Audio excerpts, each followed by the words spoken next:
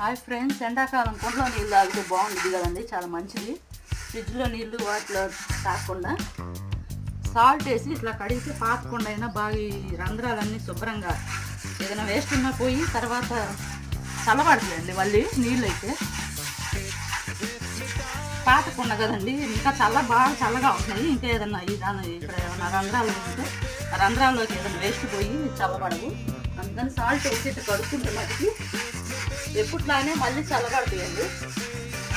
అందుకని నేను ఇట్లా కడుగుతున్నాను వాళ్ళ కొండని. మేమైతే ఎప్పుడు ఎండాకాలం రాకముందు నుంచి కొండలో నీళ్ళే తాగుతున్నాము. ఇంతకుముందు వీడియోలో కూడా చూపించాను నేను.